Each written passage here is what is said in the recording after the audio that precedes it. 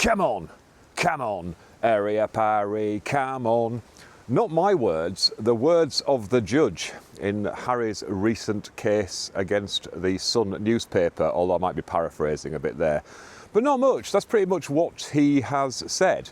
So just to explain, the other day there was a little interim judgment in Harry's claim against the Sun. And I actually mentioned this to Dan, and Dan did a really good video on it, making the most of what is quite a technical and boring piece of paper. But he did very well and sort of went on about the overriding objective. But what I thought is, because I was going, well, this is just so tedious, nobody would be interested. However, then I thought, well, no, because this is the reality of law. This is normally what we do in litigation. You know, it's not all the big sexy stuff and the results. Because as I've mentioned, most cases settle. 97% of cases settle before they ever get to trial. So what I thought I would do is explain briefly what this judgment says, but then give you a little bit of sort of background info on what actually happens when you get cases like this and the little tricks of the trade that barristers use. Because I know that you know, you're quite interested in all that behind the scenes stuff. So first of all, what was this judgment about? Well, as you may know, Harry has sued the Sun for misuse of private information, effectively phone hacking, hacking landlines, you know, all that sort of thing. And there's lots of issues about it. I mean, one of the issues is he out of time for bringing the claim? Because this all happened a long time ago. The limitation period is 6 years. Harry's argument is, well, I only just found out about it, so the time should start running from when I am on notice.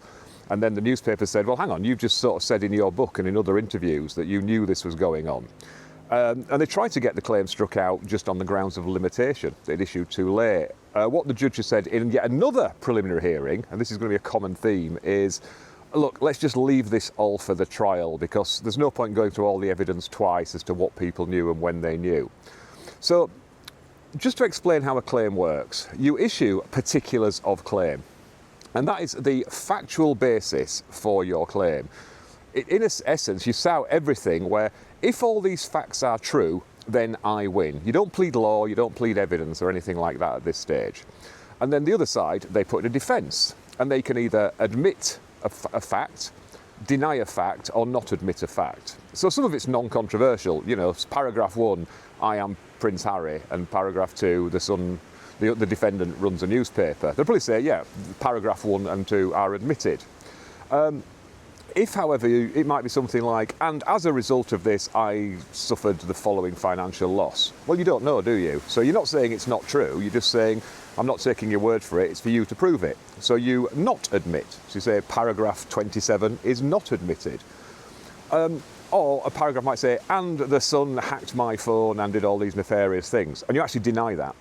So then you would say, no, paragraph whatever is denied. If you actually deny a fact, though, you have to plead what you say the alternative is. So, you know, it could be as simple as, no, we didn't, or something like this. But this has been going backwards and forwards. It's not uncommon. I mean, you try to get the particulars done, you know, right straight away. So, you know, like, this is what we know. But as we've mentioned before, we have things like disclosure, where material is swapped between each side. And having looked at that, you might say, well, I need to amend my claim. I either need to, I might want to leave something out of it, because now I know that I don't have a punt on that one. You might say, oh, there's a bit more information there, so actually that's assisted me, so I can plead all that. So you would amend your claim. You need the permission of the court to do it. The other side can object. Sometimes you will actually say, yeah, we consent to the amendments because they all make sense. Because the whole point of the particulars of claim and the defence, it's what we call pleadings. Pleadings are, that's just a posh name for documents that go backwards and forwards in litigation. Not correspondence, but the official documents like the particulars of claim, counterclaims, defences, requests for further and better particulars, replies, all that sort of thing. You know, you want to know what the issues are. You want to narrow them down just to, you know, assist the judge in like, hey judge, because I always say when I do the attitude training, you know, the first thing you should say to a judge is tell him who you are, what you want, why you should get it. So that's the whole purpose. And you will try to narrow the issues down because litigation is very expensive. But in this particular case, they've been going backwards and forwards for ages. You know, amending documents, repleading.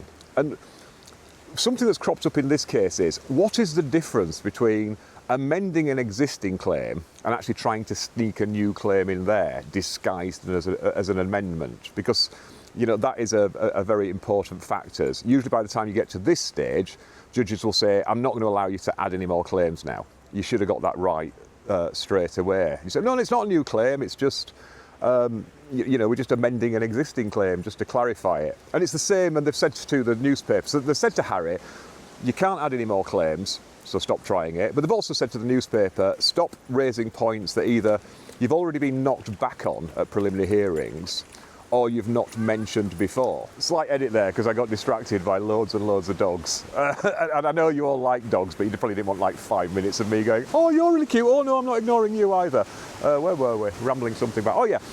So the judges sort of basically knocked them back on all this, trying to re-amend things. And the judges basically, he's read them the Riot Act, and he said, right, no more adjournments, no more applications. Either this trial goes to trial on the day I've already fixed, as it is, with what, make do with what you've got, or you go away and settle it.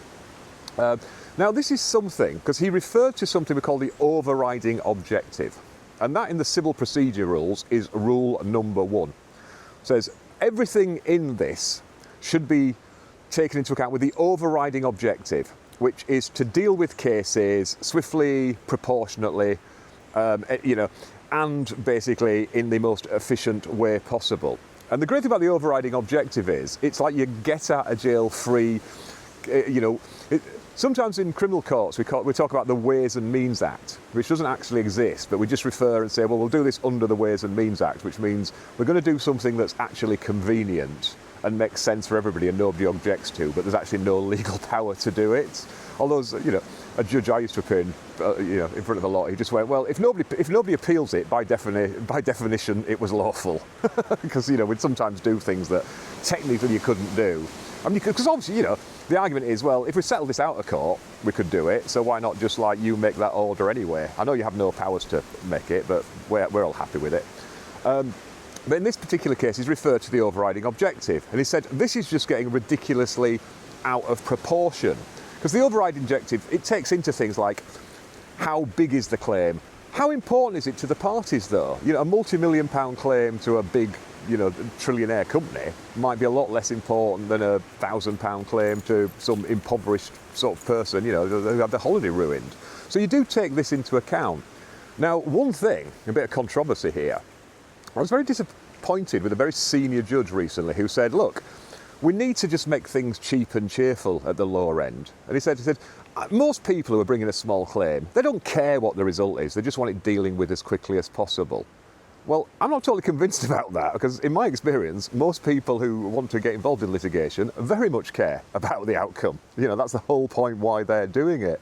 But they have talked about using AI, not just to sift cases, but to actually try things that, are currently small claims track. And again, I'm very sceptical about AI in the law. I mean, AI is good if you want to just like rip off and plagiarise a load of actually talented people and just exploit their work to make, pictures and things. Well, we know it works for that. But lawyers have tried to use AI, and they've actually been caught out. There was one people where they submitted an AI claim in a real case in America, and the other side pointed out, said it's all those cases it's referring to are made up. And they got into lots of trouble about that, and they got sanctioned. And the judge said, this is completely, unethical, and, the whole point of being a lawyer is we trust you because, you're supposed to know how to do this and how to do the work and how to do it properly and, how to look things up, not just go type it into a computer and say, you do the work. In the end, he said, the sanction is every other lawyer on the internet has been taking the mick out of you on Twitter for the past 2 months. So that is the punishment, that you are now famous just for this. But it just goes to show, AI, in my opinion, AI is not yet anywhere near at the stage where it can be trusted to make judgments about real human beings. But that's the factor that's come in. But the great thing about the overriding objective is you can always refer back to it when you want a judge to do something that, you can go through all the the CPR and not find anything helpful, or all the case law. And the number of times I've gone in and said, well, of course, Your Honour, under the overriding objective, you have a discretion to do whatever you want. And a lot of judges go, well, it's not quite a complete blanket discretion, it's just something we're meant to bear in mind. It doesn't actually overrule the existing law. But what I'll do is I'll post a link to the judgment in the description. And you can go through it and just see how tedious it is. It's all stuff as, as to point 37 you've argued, I find this. As to point 47, that all depends on point 27. And it's just the real tedium. But that will have cost an absolute fortune to prepare on both sides. And like I say, the judge has basically gone, I'm just sick to death of this. It's been going on long enough, put up or shut up, it's going to trial. But this is the sort of unglamorous type of stuff we do. We do spend a lot of time just poring through schedules, looking through materials. I mean, sometimes in commercial litigation, you'll have thousands of pages. I mean, it's like with the defamation stuff. Without going into details, I had a case recently where there were 709 pages of material, and a lot of it was like printouts of, online comments and things like that. It all has to be gone through.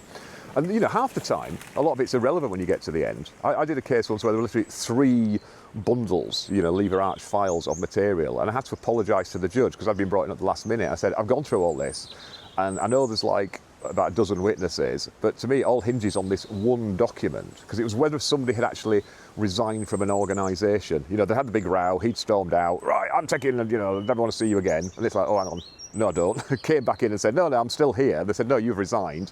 And it was all about whether he had resigned. And they were all arguing about the facts as to what was said at this, because actually a party, like a Christmas party. And it was irrelevant though, because the one thing everybody agrees on, here's the constitution of the organisation, here's where it says you can only resign by giving 2 weeks written notice to this address. The one thing we all agree on is that didn't happen. So apologies, Your Honour, for all this material, but I'm just going to be waiving this. I don't even think we need any witnesses. I mean, the judge actually did, and he said, well, everybody's here, let's go through it. And it was an unusual judgment, because normally, as I've mentioned before, judges hate accusing anybody of lying or coming not to tell the truth. It's all, well, I prefer the evidence of, and I'm sure everybody was, this was their best of their recollection, they were trying their hardest, and they just came back and he said, the unusual thing about this case is everybody was lying. You're all terrible people. I wish there was some way I could penalise you all in costs. However, fundamentally, yes, that one piece of paper is the only bit that's relevant, and the one thing we all agree on among all the lies is that didn't happen. So, yeah, I fined for the claimant. So, this is the sort of thing you do, and judges get very ticked off, to put it mildly, when people, run irrelevant arguments and, just clutter things up and take time. And a bit of advice for you, if you're thinking of bringing a claim or defending a claim, stick to the facts. You can always say, Your Honour, or Sir, Ma'am, there's a lot of material in this case that is in dispute, however very little of it goes to the decision you need to make. So I'm sure I'll be forgiven if I don't put every point to every witness. And judges will say, oh yeah, thank you, because, I mean, a good thing to do actually, again for advice for you, because, the thing is, in an adversarial system, the trouble with lawyers is we quite often see cases as battles to be won. But for judges, cases are problems to be solved. So help the judge solve the problem. Make it as simple as possible. Set out, who the parties are, what the brief background facts are, what the dispute is actually about, what you want, any relevant legal tests or law, and then just highlight the key bits of the evidence that support your point. So you're going to you put in a skeleton argument, well, one issue here is whether or not there was a duty of care. I would refer you to page 27 of the bundle, whereas the contract there where we signed it and it's a standard consumer contract, so there was a duty of care. Something like that. Make it very, very, very simple, almost as if you're not a party, that you're an amicus curiae, a friend of the court. I'm just here to help you out by highlighting the key legal issues, the key factual issues, and which bits of evidence we say are relevant. Now, obviously, ideally, you want all that to support your argument. And if it doesn't, because that's the exercise you should do, go through and say, right, what argument do I need to make? What material do I have to make that argument? And if you find you're short of a bit of material, that's the time to have a think about whether you should be proceeding with this case. And like I say, that is why 97% of cases settle. But as to this one, will it settle? I just can't see it. The parties are too entrenched. I mean, as we know, I'm not disparaging Harry here, but he is clearly one who isn't, to take things lying down. This will all go to court. It'll be interesting to see what happens. I was sort of having a little side bet with Dan that they turn up and on the first day of trial, they go, well, actually, you're at a limitation, so this all goes away. But it'll be very interesting if it does all go through to a trial as to what the judge does about costs. Because it wouldn't surprise me, because the test for whether you can recover your costs is whether they were reasonable and necessary. and also proportionate to the litigation. And I can really see a judge here saying, so much of this was not necessary, so you're not recovering your costs for that aspect, which ironically will actually be of benefit to whoever, quotes, loses this case. Obviously, their client will still have to pay the full legal bill, because, you know, that's the thing, as judges say, you know, clients and lawyers they can agree to charge whatever they want, but the other side doesn't have to agree with that. And we have set rates. You know, I can charge whatever I want for my hourly rates. However, I can only recover at a particular level. So, you know, the client has to make up the shortfall. You know, these are all things to consider. But there you go. So, like a salutary tale. So, like I say, have a look through the judgment and just see how tedious and terrible it is. And you can read between the lines and just see how frustrated the judge is. So use this as a model for if you're ever in litigation as to how not to conduct litigation. So there you go. As always, hope you found that vaguely useful, vaguely interesting, vaguely accurate. I wish I could have... They're so cute, those dogs. There were loads of them, but they all started sort of like, well, not scrapping, well, I suppose scrapping a little bit. And where I'm at, I'm just back at that engine shed, because the one with the very, very tall chimney, just because I just wanted to come somewhere nice for you, and this is about the only place that's out of the wind.